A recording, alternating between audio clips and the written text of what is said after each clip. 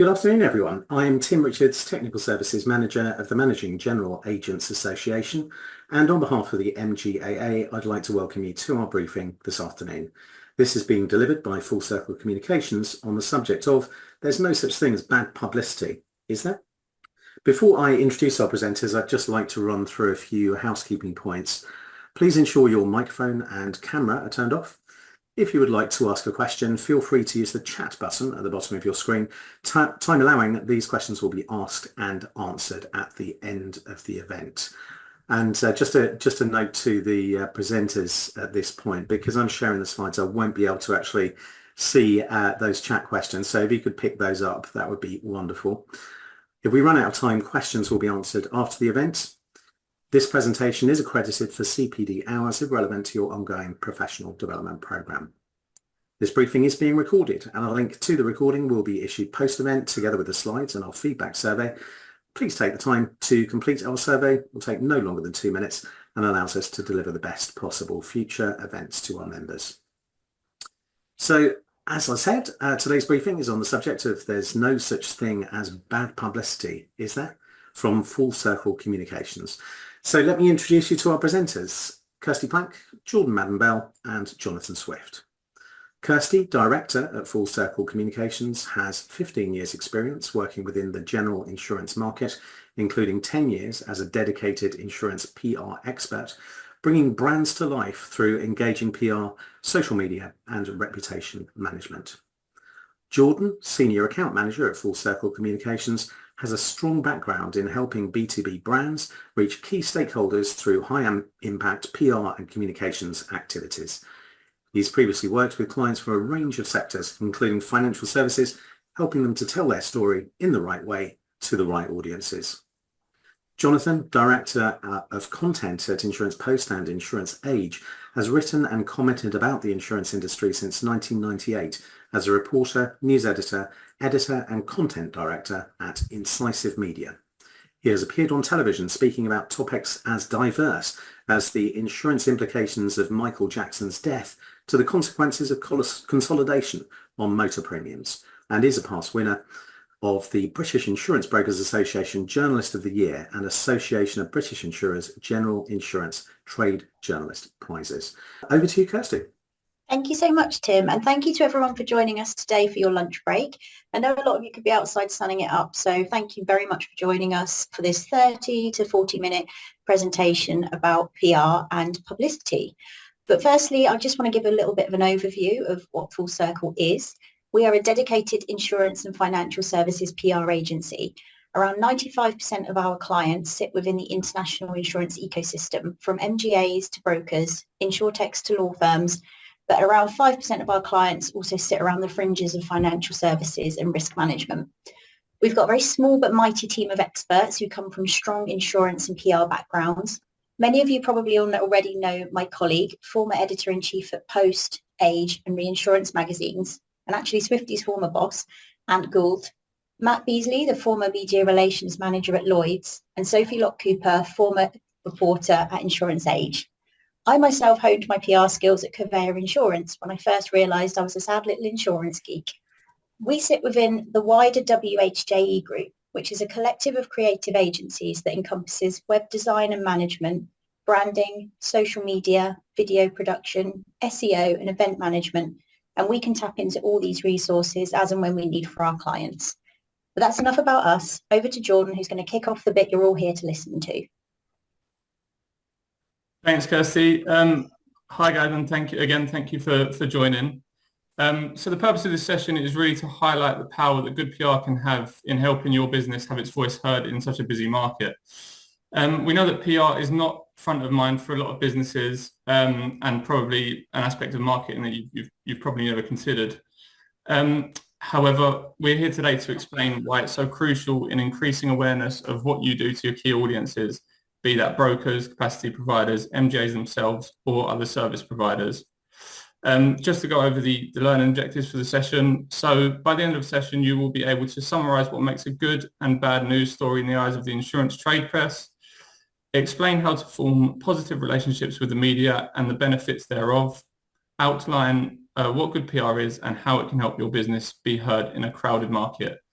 Now, let's move on to the more interesting bit. So the Q&A with Jonathan.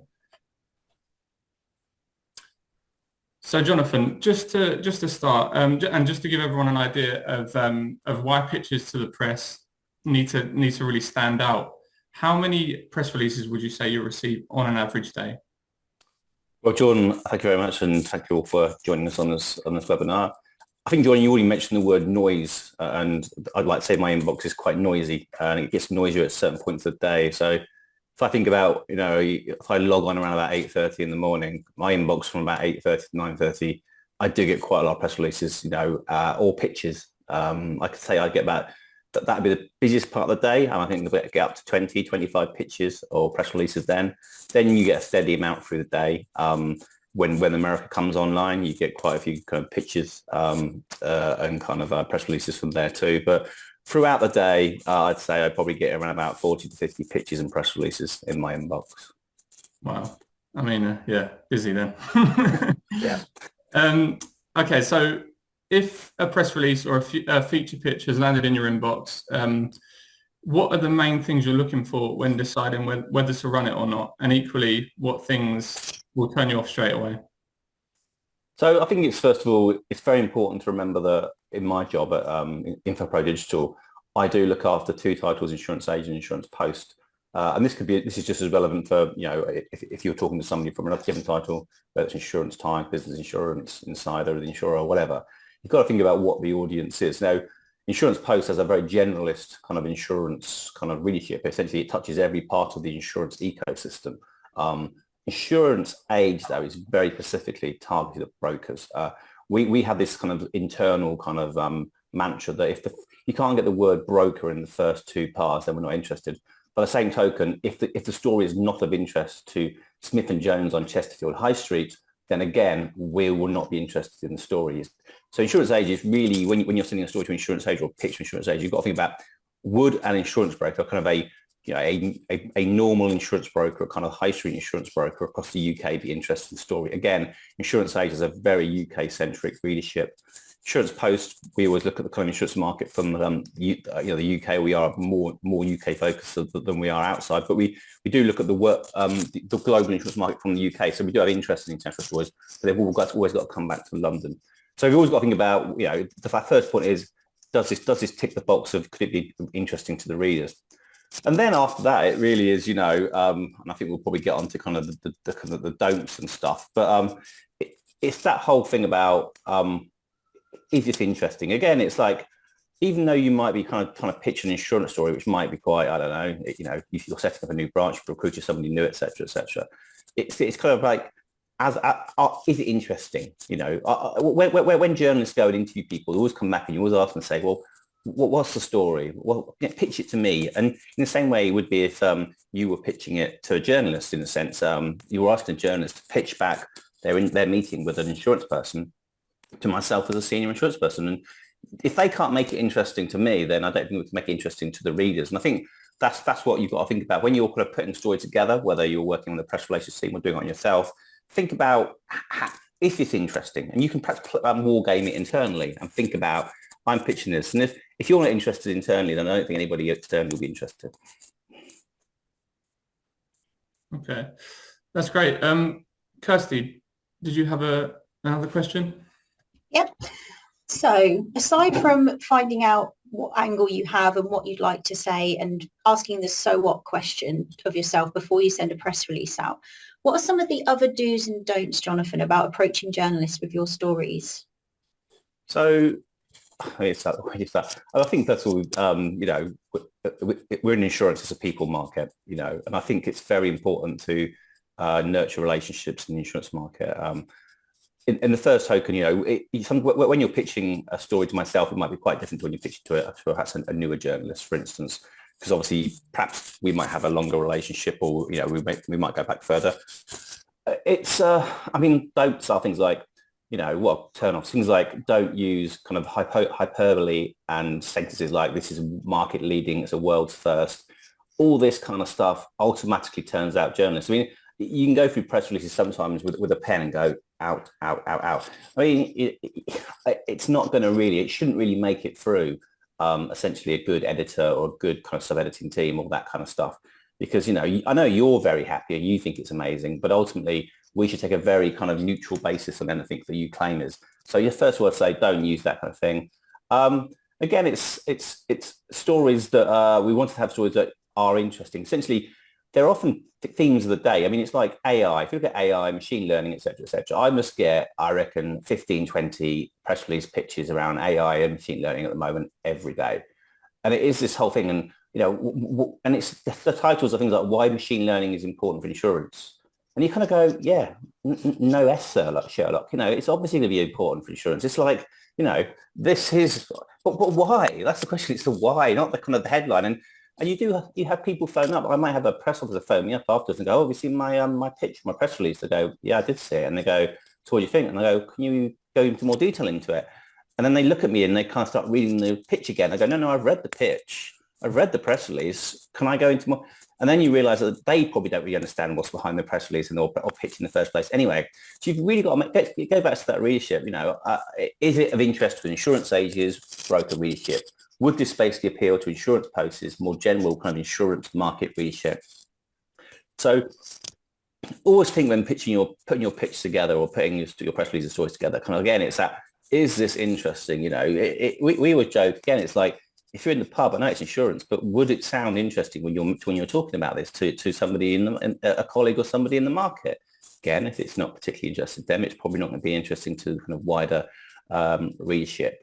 It is, again, the do's. It is essentially with do's. It is if you're promising something as exclusive, make sure it's an exclusive. It's always good to have kind of ground rules around that. Often journalists will get hold of a story, they'll phone a press office, and there'll be a kind of that's a deal or mutual kind of relationship. Some mutual agreement will be made that journalist can have an exclusive, and it will then be, it might be for a day, it might be hours, etc., etc. I mean, obviously, as soon as the story is out on a website, the cat's out the bag really, and I'm sure if you're a press officer, you'll get called, by other rival titles straight away.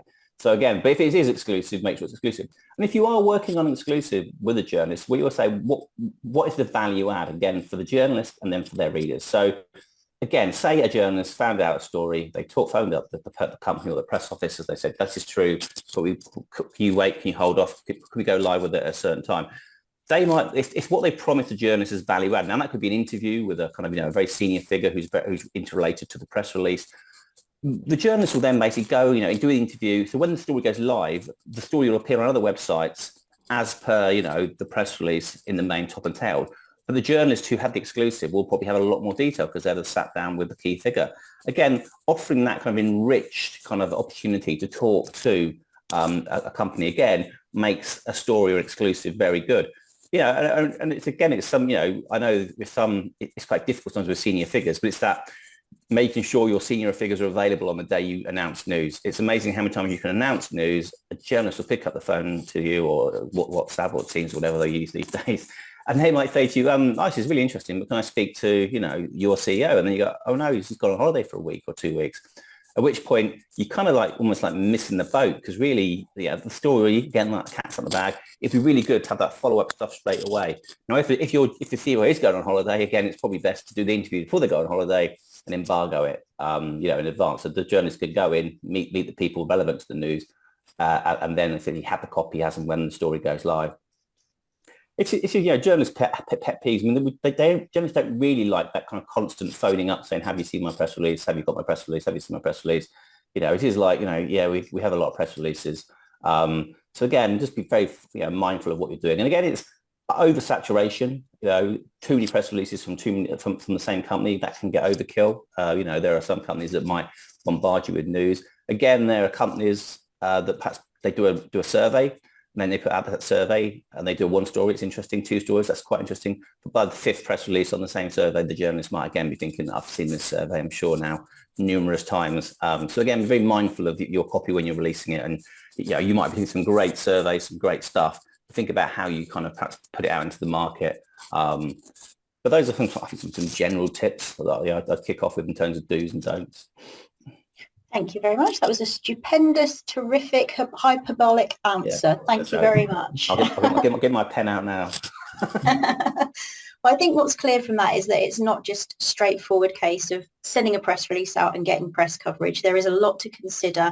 There's a lot to think about before you even get to the stage of emailing a journalist. There's a lot to think about in terms of the message, whether it's the right one, whether it's actually going to be interesting to the journalist, because they're bombarded with releases and they don't want to be hassled for pitches that the person who's written them hasn't really thought through or really understood the nuances of themselves. So next question for you. I've known you for around 10 years now, but how important is it to build positive relationships with journalists? I think it's extremely important. I think it's, say I've been in the market 26 years. I've got people who I kind of met in insurance almost in like year one, who I'm still basically in contact with today. It is very important. Those kind of relationships really frame how you see a company or a person as they move around the market. And how do you build those relationships? It's that kind of question that, I think we constantly get asked. And we will say, press officer say, oh, you've got a new team member. Should I reach out to them? And you go, yeah, definitely reach out to them. And it's always good. That first reach out could be a cup of coffee. It could be a glass of wine. It could be a beer. But it's something that's quite informal, just especially informal, kind of, meet and greet, put a kind of a face to the name. And essentially, those journalists, they will then meet these people. As we said, it's a very social market. You get to go out into lots of conferences and events, and you start meeting people, and you start, seeing these people out and about, and you start seeing them in the trade press. And I think, those relationships that you build over time definitely soften the journalist to that person, the company they might work for. By the same token, the press officers might then be more inclined to like some journalists more than others because they have a better relationship with them. It's just, I think that's a natural human kind of thing to be. We are humans. We get on. We are sociable creatures, as I've said before. But I think it is very important. Like sending a press release from a nameless source is definitely not as compressive as sending a press release from somebody has already met and known, had a coffee with, had a chat with. It ultimately kind of raises the bar in terms of the journalist looking at that press release, thinking about using that press release, etc., etc. So I think, these things don't happen overnight. And again, that should be a kind of, that fact should be kind of mentioned. And again, it does help sometimes if you're a smaller company to have work with a kind of a outsourced agency, a press team, essentially, because they can essentially do some of that groundwork for you. Because it's essentially they might have met the journalists and they know the journalists. So essentially they're in a way doing some of that those hard yards for you by basically introducing you to the journalist. But ultimately, sending a press release cold, it's difficult to cut through the noise that we both talked about earlier. Building up relationships is vital. I think some of my best journalist relationships started on Twitter back in the day when we just followed each other and chatted about market topics, and it was quite a nice way to get those relationships going. So aside from just reaching out and asking for a drink or asking to go out for a coffee, have you got any other tips for people who have never interacted with a journalist before and how they can get their foot in the door? Well, so Kirsty, you mentioned social media there. I think it's very important now for journalists. I've met some young brokers, young people in insurance over time, and you kind of mentioned how important perhaps getting a LinkedIn profile is, just building up their profile within the market, and that is a kind of a symbiotic relationship where we know the insurance market is now not so much on Twitter and X or Twitter or X, it's more on LinkedIn. That platform could be usurped soon, and perhaps we'll all be making friends on TikTok, Instagram, or whatever kind of platform comes along in the future. But it is kind of like building up relationships. I think, as I said, it's a slow burn, but it is just like linking in with it. I mean, I know from young journalists, if they meet somebody and then they send a request, they like that. They think that's good. And we advocate that they do that back. If the person hasn't sent them a friend request, you send a LinkedIn friend request to them, because it's essentially just about meeting your contacts and building them up. In the old days, as a journalist, you just sit there at your desk with a big pile of business cards on your desk, and that used to be the sign of how many people you'd gone out and met. I think nowadays it is more about, like how many contacts you have on LinkedIn, or kind of, how deep, that is. I really think, ultimately this is not massively kind of rocket science. It is actually, it's about people, talking to people on whatever platform it is. To your point, Kirsty, whether it's social media, over Teams, again, during kind of, lockdown, we got very used to meeting people. And then like in this format, then you actually met them and it turned out they were either kind of like 5'1" or 7'2", and you had no idea because you only seen about the kind of from this height onwards. But I think it is key. It is key to ultimately perhaps kind of to understand that this isn't going to be. It's not going to be an easy thing. You don't just basically put a press release out to somebody and they pick it up and they run it and you're away and you've got lots of coverage. It can be something that you have to work on over time. Yeah, definitely. Some great insights there. Thank you. And just an additional question from me, Jonathan. What would you say to so maybe some smaller businesses that may be a bit intimidated to approach a journalist for the first time that haven't done so before? I advocate it wholly. I mean, it's essentially, I mean, not to name names, but we all know if you look at the insurance media, there are some people who have very high profiles who get quoted quite a lot. And it's quite funny how we always say to people, at a certain point, that person might have just been working for a small broker, a small MGA, a small insurer, but they took the leap of faith to go out there and build their own profile in the insurance press by basically being happy to talk to the insurance press, to the insurance media. And as a result, some people might hate them and bemoan them, the fact they kept seeing them quoted in the press, but they've worked on that and they've built that up, Yeah. And some of those people did start at very small companies. But as I said, they took that leap of faith. And the insurance media and the insurance press is always looking for new voices. It's always looking for somebody who's got a bit of character, who's got an opinion, who wants to basically kind of come out there and say things that are of note. And those people, people talk about the insurance market is losing some of its personality and personalities, whether that's through regulation or whatever reason.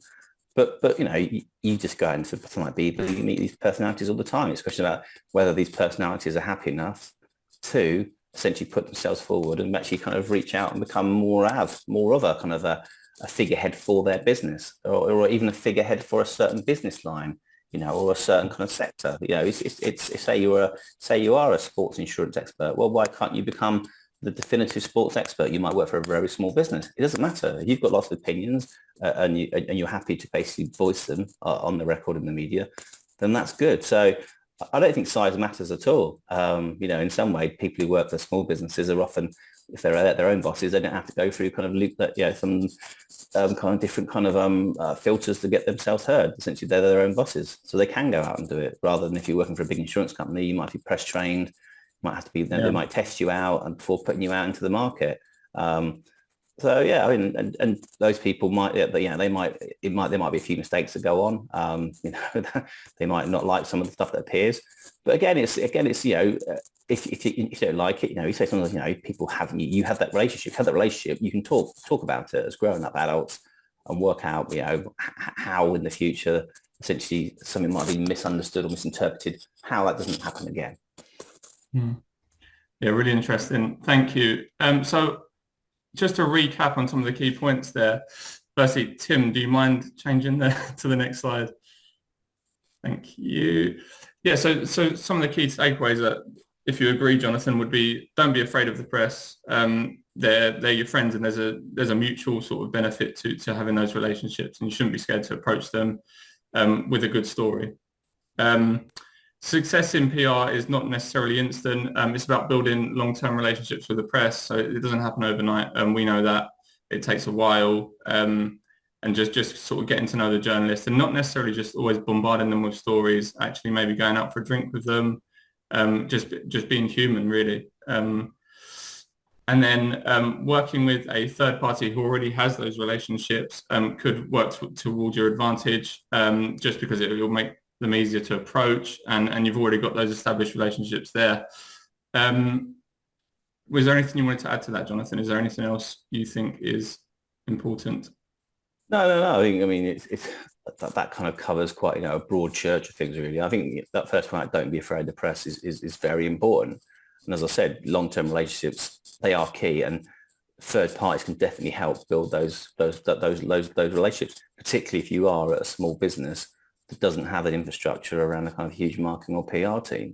These people often have those ins already and can get you there. But it is that thing, it's quite interesting. I mean, I will click onto the Q&A later, but there are kind of things that people ask you, and you're always like, there are some hard questions to ask, which we will come into later. But it is, I think, definitely, just basically treat journalists as they're human, they're people, that they're trying to do a job, and they're trying to basically educate and inform a wider market, and they can be very much very helpful to you in getting your message out there and also building your profile.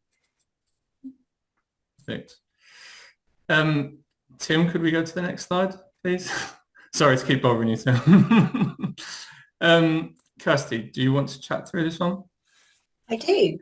So I think most people tend to think about PR as the reactive reputation-saving tool for when things go bad. So you think of PR, you think maybe in the thick of it, you think, right, let's get a reactive statement out. Something's gone wrong, get the PR team in, get them to spin it, that kind of thing. But investing in building and maintaining a proactive, positive PR strategy is absolutely essential too. Beyond press releases, which we've talked about at length today, they do give you the opportunity to tell your story to the wider market, but good PR should also be proactive. You should be constantly scanning the news, looking for topics to comment on or align your voice to, whether that's the latest market moves or broader global themes. By sharing your insights and views on emerging topics, you can show your audience that you're on top of all the important issues. Good PR can also help you position your people as subject matter experts and show your potential clients and partners that you know your stuff. For MGAs, this is particularly important. You want your peers to see you as the voice of authority on your business line or lines, potential capacity providers to see you as trusted, knowledgeable experts, and your brokers to know they're putting their business with someone who will really look out for your clients' interests. As Jonathan mentioned earlier, even for small businesses, it's really important and a real benefit to get your voice heard. You might not have masses and masses of resources or budget behind you, but what you do have is a voice and you do have an opinion. So if you are the leading expert on sports insurance, find a way to make yourself known, find a way to stand up. That might not always be by sharing anything with the press. It could just be, as Jonathan says, by talking about it on LinkedIn a lot. So sharing articles when you see emerging news on that area, it could be just sharing those articles, writing a short post saying, yeah, I've seen this. This is why it's important to us. And this is why we need to have a voice on it. That kind of sole focus on people and expertise is so valuable to any business, no matter the size. Good PR is also about more than column inches. Yes, it's great to have your face splashed across the main trade magazines, but it's vital to think carefully about why you want to be featured, what message you want to get across, and what you want your audience to learn about you. Sometimes going to the trade press with a story isn't the right option. Sometimes you might have a new website or a new logo and think that that's the best thing and you want to get it talked about. But often a blog on your website or a social campaign will be more effective and authentic for your story. PR encompasses a whole range of activities, not just press relationships. So although they are a key tenet of that relationship, it's not everything. There are so many other channels you can use as well. With that said, if anything does kick off, laying strong foundations with key trade journalists and having strong reputations can help to mitigate some of the fallout, making sure that your latest sex scandal isn't the only thing that pops up on a quick Google. A good PR agency can help you with this. And I know I would say that because I'm working for one, but as Jonathan said, as an agency, we have dedicated resources to help clients to achieve their business objectives.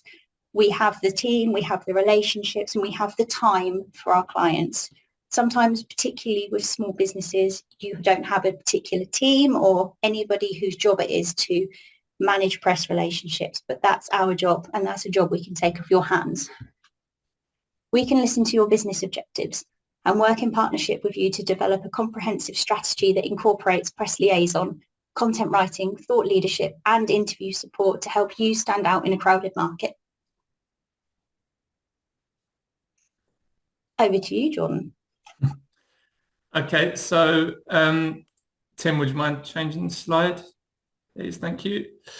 So just to recap on today's learning objectives, you should by now be able to summarise what makes a good and bad news story in the eyes of the insurance trade press, explain how to form positive relationships with the media and the benefits thereof, and outline what good PR is and how it can help your business be heard in a crowded market. I hope this this session has been successful in achieving those objectives. Just So that's the end of the presentation, really. So I just wanted to ask if there was any questions. I know there's already one in the chat for Jonathan. Jonathan, do you have examples of best press releases that are interesting to the readers, please? Yeah, I mean, I saw that question come through. I mean, a best press release is kind of interesting. This is what I was coming into earlier. People say to us, what is a great press release? I mean, a great press release ultimately normally involves a company A buying company B, and it's quite a market shifting deal, or person A moving to company B. And again, that's a massive senior name, and it's a great interest for everybody. Obviously, we know that ultimately these news items don't happen every week. So I'd say a good press release is often, what makes a good press release is something that doesn't hide things. When you look at a press release, if you read a press release and you have so many questions that are more than answers, it's not a good press release. It's like, there are some press releases you get and you think they're hiding things. Let's say Bob Smith has just taken over as CEO, or the question is, well, what's happened to the person who was there before? If the press release doesn't mention what's happened to the person's predecessor, it's not a great press release, because ultimately it seems like you're trying to hide something, or just not tell us all the facts. I think a good press release ultimately is something that a press release is succinct. It gets to the point straight away. In the first paragraph, like I said, it should say, it should basically, what's going on. If you don't understand what the story is about when you're in paragraph 3, then you are struggling. And I have read press releases where I've got to the end of it and I've been none the wiser when I started reading the press release about what is going on. And again, I know we're in a market full of jargon. A great press release to me does stay away from too much jargon. Too much jargon ultimately is, again, it's not great. As I mentioned before about kind of, superlatives, they're not great. Jargon's not great. Straight talking to the point. A good press release will always have a good quote, a quoting from a senior person as well. A quote that might not just be more than, we're really pleased to have done this, blah, blah, blah, blah. I mean, some of them, they look like they've been written by ChatGPT. It is essentially, this is quite boring and dull. You want to perhaps get a quote that perhaps brings the story to life. There are good press releases. A good press release to me, you'll know it's a good press release, is if you look at if you look at the different news sites across the insurance market and you look at how they've covered that press release, if they've all covered it, that's tick, that's good. If they've ultimately almost kept to your structure, it's kind of, again, you've kind of ticked the box. If they've not moved around too much, because they ultimately think you've done a really good job of basically putting the kind of story together. And again, I said that, it should provoke some questions. It's just that the questions should perhaps be more macro than micro. There are if you look like you're hiding stuff, the journalists will get very, I think, suspicious of you straight away. And it's like, I've seen results press releases where they have this one figure. It's like it's X company puts out their results and they literally is one, and then you have to wait for them to be put on company's house, and suddenly you have all the figures. Again, why bother? It's going to eventually, or make it out into the market at some point. So just basically, be succinct, don't use jargon, don't use kind of that kind of superlative kind of words. Good snappy quote. That should definitely kind of get people thinking. We've had another question actually, and this is an excellent question. It's something that we talk to clients about a lot. We work with a lot of service providers ourselves, and it can be a challenge to get a good press release out because it can be seen as a sales pitch. So this question says, what is of interest to journalists from service providers? As most of the time it is seen as a sales pitch. It is a great point, actually. And it's true, that you think about the insurance ecosystem, as I mentioned, there are lots of service providers trying to target the insurance market. We know this. They are out there trying to get their choice. I think with service providers, I do think it's very important to have those meetings, to kind of talk to journalists and talk to, and also if you're to realize that I know you will be selling a service, you're a service provider, but ultimately you need to kind of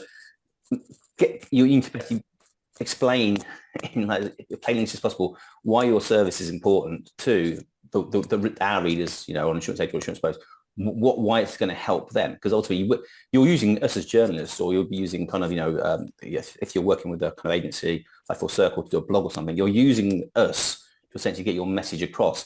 And you're right, if it seems to be too sales pitchy, it will turn people off. Yes, I talked about the amount of press releases we're getting out in the inbox. A lot of them are from service providers. I think service providers have a good story to tell. You know, a lot of service providers have a good story to tell, whether they're in the legal sector, claim sector, kind of insurtechs, etc., etc. They just got to basically make sure that I think it's really important to cut through and meet journalists or meet people if you are in that space. You know, because if I think about the service providers who've definitely got the most cut through amongst our journalists, those service providers that have definitely met with the teams. You know, and often you'll see people in the office and they'll say, I'm going to have a coffee with a non-name service provider. I'm having, you know, a tea with, you know, or I'm going for lunch with, or just a meeting in the office with that service provider, you know. And I think that when I started in insurance, I think a lot of my earlier great relationships were strange enough with things like loss adjusters. I had lots of good loss adjusters. I knew a lot of technology companies, and these were all people essentially I could just meet for my day-to-day kind of roles. I think in the old days when I started on post, you know, a cover reporter would be given the claims page or the technology page. So by my very nature, I was basically meeting loss adjusters and loss assessors and legal people. I was meeting technology companies. You know, this was basically part of what I was doing, and you know, they were quite interesting. In the main, the truth is that they can be quite interesting. But yeah, a press release from vendor A saying we've launched version 10 of our latest IT platform, it's not really going to cut mustard. No, I mean, every business has a story. It's just finding the right story. No matter what type of business, there is something there. It might not be the story you think it is, but there is one to tell. We've had another question for you, Jonathan. So, does having a good established relationship with a journalist help when it comes to negative press stories? Are you more open to having a conversation with a contact to hear their side of the story? So this is, I kind of knew or hoping this would come up, because it is ultimately the classic question. And the answer is, in truth, yes. I mean, you know, if you have a relationship with a journalist, they are more likely to spend more time listening to your side of the story. If essentially, you know, if you have a long-standing relationship with that company or somebody in that company, that is a natural thing, because again, you have a much closer relationship. You see they are a person, not just, you know, Acme Insurance Limited. There is a very well-known global insurance company that when it was in the poop quite a few years ago, the journalistic world loved it because they'd never spoken to journalists in their life. So when everything went to poop, they basically no journalist would ever listen to them. Well, because actually no journalist knew how to get into the company, because ultimately that they basically just put the shutters up. You know, that they didn't engage at all. And yet you see other companies I know that have perhaps had issues. You can see that it's different. You know, again, you're right. More accommodating in terms of actually listening to your side of that. It's happened before. I mean, I've had the phone call, you know, the anonymous phone call, job losses. You know, you phone up the company and they're like, oh God, you know, things get leaked. But you ultimately do understand at the same time. Say I'm a journalist, and I understand that if they were to read the news in the trade press first of all, it might not be great for those people who don't quite know yet or things haven't been explained to them. So there are ways and means. I mean, you know, journalists always want to break exclusive stories, but I do think, you know, some journalists might be a bit more hard-nosed than me, but most of the journalists I know would say having a long, good relationship means that, you know, they will report it. That's the thing, right? They're not going to bury. No one's going to bury bad news, right? That's the thing. It's the idea of basically putting that bad news in context, which I think is the point of the question, is really trying to basically make a negative, not positive, but trying to basically make that negative, give it some context. So the headline might look bad, but then the context of, and it's, again, I can tell you for a start, right? Headlines are the things that get insurance companies, press officers most wound up. But it is that thing about, you say, well, that's what gets people into read it in the first place. So yeah, the headline might not be great, but then that will get them in to read the story, and you'd hope then that the story, with the context, with the kind of greater explanation, does give the other side to the story, if that makes sense. Perfect. I don't think we've got any more questions, so that was short, sharp, and succinct, much like a good press release. Kirsty, I've got a few. I've been jotting a few down. So if I ask all of you these questions, Jonathan, Jordan, Kirsty. So the first one I've written down is it sometimes a struggle to get full cooperation from sources or clients? By that I mean full details. you say that one was for Jonathan? I can. All I of you can really, answer it. but Yeah, Jonathan, I mean, if you want to start. yeah, no, I mean, yes. I mean, you know, I've seen stories come over. I think when you phone the press office or you know, the truth comes out that actually, you know, it was really hard to get this far to get them to put the press release out. You know, to get even more details is almost impossible. You know, there are companies that probably have a lot more kind of different kind of hurdles to get through to put something out. You know, again, I think that sometimes with companies, it is really about working with third parties like Full Circle to ultimately to make them understand. It's like, you know, I'm a journalist, but I'm not like I'm not a vampire. I'm not a werewolf. I'm not that scary. Honestly, I promise you. You know, it's to make them realise that, you know, yeah, journalists that they can work. We can be there to help you. You know, and it does go back to the fact that, like the question earlier about during those bad times, if you have built a relationship with somebody over, you know, for over 15 years, and it's been 15 years of good stuff, and then suddenly something bad happens, and that's inevitable in some businesses. Yeah, they will probably kind of be they'll be definitely more willing to listen to you. But it is, I don't, I mean, Jordan and Kirsty would kind of better on me. I've heard stories about press officers or third parties working with businesses and actually barely ever putting a press release out. And it goes back to Kirsty's point before. They shouldn't see the press officer, the people they're working with, just be defensive, just to be there when their CEO does something naughty or something like that, or where there is job cuts. So yeah, so that's why I'm sure Jordan and Kirsty can give their own views as well. Yeah, from our point of view, one of the things that we enjoy most is building really strong relationships with clients. So for us, we work really, really closely hand in hand with them. We're an extension of our clients' teams. So we know the ins and outs. We know what sits behind the headlines. So we're not just trying to push out a press release. We have the opportunity to talk to the people, find out what's actually going on behind the scenes, learn the whole context. And that helps us to better manage the journalist message. So we can put out a press release or we can respond to a story, but we can also quietly talk to the journalist at our clients' approval. And, you know, if they're happy for us to, and just off the record, just say, look, this is the story, but this is the context behind it. It'll be helpful for you to know that. And we're very good at understanding the nuances of the stories because we have these close relationships with our clients. We understand exactly what's happening behind the scenes. They trust us to know all the details, you know, especially with small businesses like MGAs we work with. There's nothing held back. We are completely part of that business as well. So we know what we need to tread carefully around. We know the message we need to weave and how to manage it as well.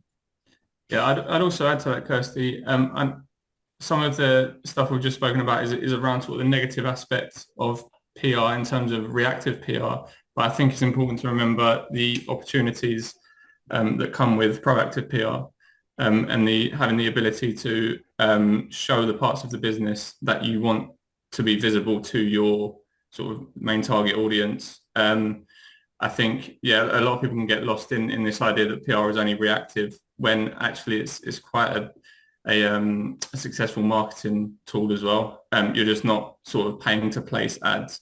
You have to work a bit harder to craft a story that works for the media, but in the long run, it's worth it because your reputation really does benefit. And I think we've seen that with a lot of our small sort of MGA clients who have really been able to build their reputation within the market. We've just had another question in as well. So if I can just read that from the chat. How much value do you place on the boilerplate, or is it rarely noticed or read? So I understand that to be the About Us section at the bottom of the press release. Is that how everyone else understands it? Boilerplate at the bottom? Yeah, that's what I would have called it, yeah. Yeah, so yeah. No, that they can be quite useful, particularly to, I mean, what Kirsty and Jordan saying. If you're a small company, it's good to find out a little bit about the company. You know, I mean, you know, we all know who Aviva and AXA and Allianz are, you know, that they can put their boilerplates or their About Us at the bottom of the press release. But yeah, I think, you know, particularly even like small biogs of people in people news releases are useful. But I do think to that question, I think, yes, the About Us section can be very useful, particularly if it relates to a smaller company that ultimately, you know, we might not be as au fait with as other people. Someone talks about service providers. Again, it's good to know about, you know, what the service provider is and who they are.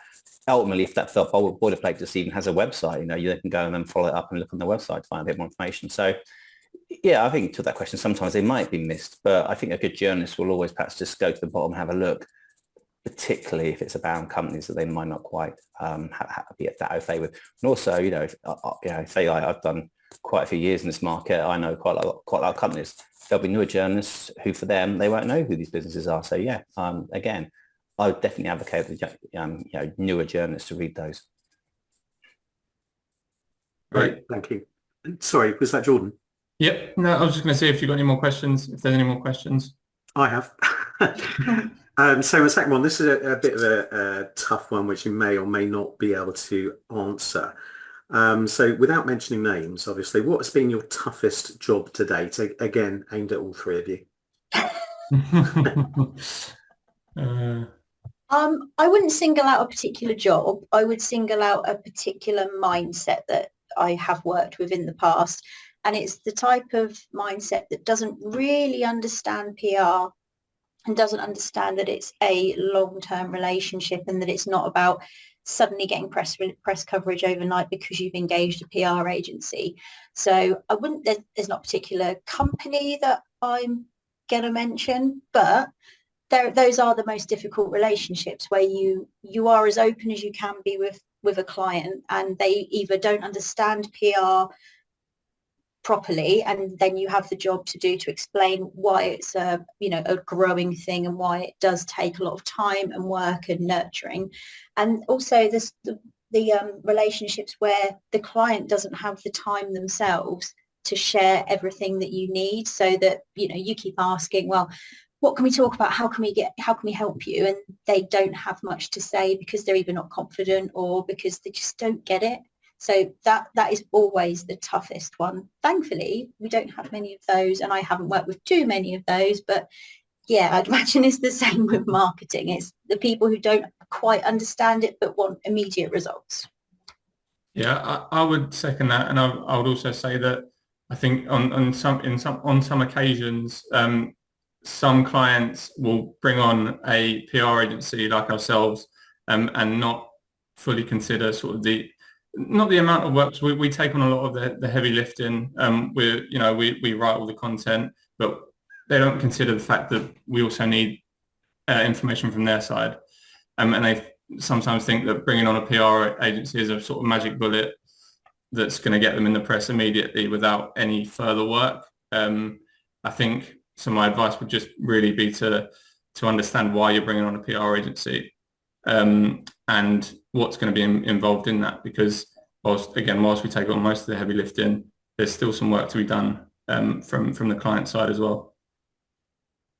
And I would just add to what Jordan and Kirsty said, that you go to a big event like Viva and there's lots of gossip, and sometimes there's at certain points in in 26 years in writing about insurance, there's always been certain firms that have been more in the spotlight for gossip than others.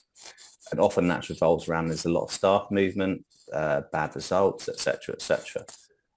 But it's quite interesting. I always find it very interesting when you get the phone call from, it happens to be sometimes a CEO, someone moaning about why you're writing all this bad stuff about them. And you go, well, we've been trying to talk to you. I mean, I say something, one company, I think we literally every journalist, and we even tried to meet this company at Viva. I wanted to talk to them at Viva. I wanted to chat to this company at Viva. They didn't want to talk to us. I mean, essentially, and it's just something. And you go, well, all this stuff that, the stuff that you publicly write was all publicly available information. If X had left or B had left, then that's fact. If publicly available accounts show that they've made this much of a loss, then it just baffles me sometimes why they just can't engage and kind of, like it's been mentioned before, explain their skit. Journalists want to explain the side of the story. And, insurance is a market full of noise. And the worst thing is that noise, and we started talking about noise. Noise can just get louder and louder and louder by just not engaging with essentially third parties or the press or whatever. Just to turn the noise, the dial down a bit on the noise. Just basically put your figures forward and explain, what is going on in the business. Because sometimes a business could be it's a bad point, but they're going for a transformational phase. Just explain, what is going on at a certain point. Companies that engage or try and explain what's going on, I think always basically held up it's better. And I'd point out just, Kirsty will mention names, but I'd say I think RSC NIG deal has been quite well handled. It's been pretty well handled from their side on media. They do webinars. They're often talking to the press. they're talking to us, they're going through it stage by stage. They're giving us as much information as they can as and when it happens. And I think that's kind of, anyone say, what's a good press release? What a good way of handling news is something like that, because again, there can be a lot of noise when two companies get together, but they've managed it, I think, in quite a successful way. That'd be my take on that. Great, thank you all. And just, Jonathan, if we can stay with you, just wondered if you could give an overview of what subjects you feel are grabbing audiences' attention at the moment. Yeah, it's interesting, because obviously I know what people think should be grabbing my attention, because there are topics which kind of increasingly kind of fill up my inbox. I mentioned AI and machine learning. If basically, if based on the amount of stuff I got in my press box was related to actual readership, we'd be getting massive figures. The truth is, there is growing interest in that kind of topic amongst the readership about technology and use of AI, but it is still quite well, I think ultimately, on Insurance Age, we always joke on Insurance Age, just use it. Insurance Age readers do like products. I know that there are a lot of people who've had to stop putting out product releases as much, but brokers like reading about products. We're always amazed what bulk standard product release gets good clicks on Insurance Age. It's not for post, I don't think the kind of post readership really would be that interested in the product, particularly just a normal kind of, it's an extension or adaptation of a product. But yeah, Insurance Age readers like reading about products. I mean, the big stuff is ultimately, we know that M&A, people moves, those are stuff that kind of really grab. And I do think, now going into it, yes, there is some interesting use of technology and how technology is used. It was slow to start with. There's a little bit more interest now in the kind of stories around kind of, ESG, climate change, all that kind of stuff. But it is ultimately, I think, as I said to earlier, put yourself in the pub, and if you put yourself at Bieber, what are you talking about? It's M&A, it's people moves. That's the stuff that gets people really excited. But when you come down to the kind of normal stuff, it is people like to hear about products, and they like to hear about how they like to hear from companies what they're doing. And so AI is everywhere. We know, well, we talk it's everywhere, but they like to hear real life stories. That's what we're finding on Insurance Post is Insurance Post readers really like stories, real life case studies about what insurance companies are doing with ML, machine learning, AI. And we found in recent that, we did AI week on Insurance Post last week. The stories that were basically involved big name insurance companies talking about their use of it got good clicks.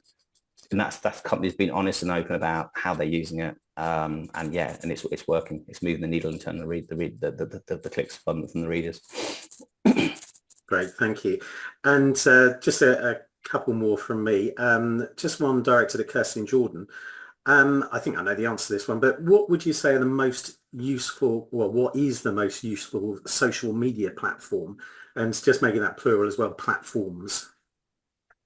Probably answer both at the same time, 1, 2, 3, and get the same answer on that one. Yeah. So for us, LinkedIn is the biggest one for most of our clients. When I first started working in insurance, Twitter was a big thing, and most of the companies were on Twitter. The company I worked for had a really great Twitter presence. We worked really hard on it, but as it's become such a disruptive place, that's all dialed down. We're not seeing the impressions, the engagements, the followers on Twitter anymore, and we actively discourage all of our clients to move away from it. So for us, LinkedIn's the big one. I don't know, Jordan, if you have any thoughts on anything else or any other platforms? No, I agree, and I think the sort of the engagement, the ways of engagement on LinkedIn also lend themselves to a lot more attention. I think just generally it's a more engaging platform than Twitter. I also agree with you. I think Twitter's sort of dying out slowly. Still there, still breathing slightly, but it's definitely dying out. But yeah, I would agree. LinkedIn's the way to go for now. Who knows? In a year's time, 2 years' time, we might have a new platform. But for now, can only see what's going on. Yeah, I mean, we manage these social media platforms for a number of our clients. They just don't have the time or resource in-house. So we work on the strategies and we monitor engagement on a monthly basis, keep an eye on it. And LinkedIn is, consistently performs really well despite challenges in algorithm changes and differences in formatting that get implemented without a moment's notice that you have to keep on top of. I know that, there are people in the market who are doing some good stuff with TikTok. Sam Ridgewell particularly is doing some great stuff for her consultancy on TikTok, and it's really engaging. But for most, I'd say probably 99.9% of the businesses we work with, it's just not quite there yet. The audience isn't there yet. The people are, but I don't think we found the right way to present insurance in a way that makes it engaging for that kind of format. I think LinkedIn was initially launched as a professional social networking platform, and then has sort of merged into more of an engagement thing where people are now sharing videos. There's maybe a lot less professional content on there now, whereas TikTok has gone the other way. So it started out as something people did in their sort of pastime. They're trying to get away from work when they're on TikTok. So it's then difficult to make that shift to becoming somewhere where, the insurance industry can network and meet each other. I know the CII have done some good stuff as well with TikTok in trying to sort of raise the profile of insurance as an industry of choice for future talent. And I think there will be some interesting stuff happening there. There will be some engaging things. People will find a way to crack it because, the next generation is sitting on TikTok scrolling mindlessly for hours. So I think once we crack that, it will be a helpful tool. But right now, it's definitely not something that's in high demand from our clients. Great, thank you. And we're just about out of time. So thanks to all of you. I'm just going to stop sharing the screen in a moment, but if you haven't already, you can just make a note of that email address, so info@fullcirclecomms.co.uk for any queries, or feel free to drop me a line at tim.richards@mgaa.co.uk, and I'll be happy to pass anything on. Thanks all for a really useful session. Really enjoyed that, and I'm sure we could all talk all afternoon about it. Yeah, thank you very much. I'm just going to turn my video on just to close off. There we go.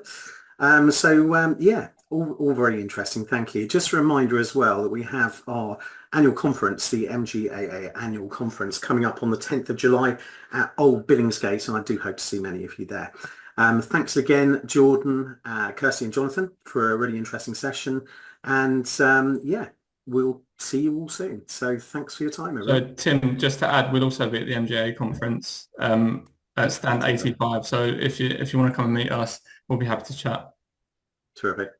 Thanks all. Great. Thank you so much. Have a great day. Thanks everyone. Thank you. Bye. Bye.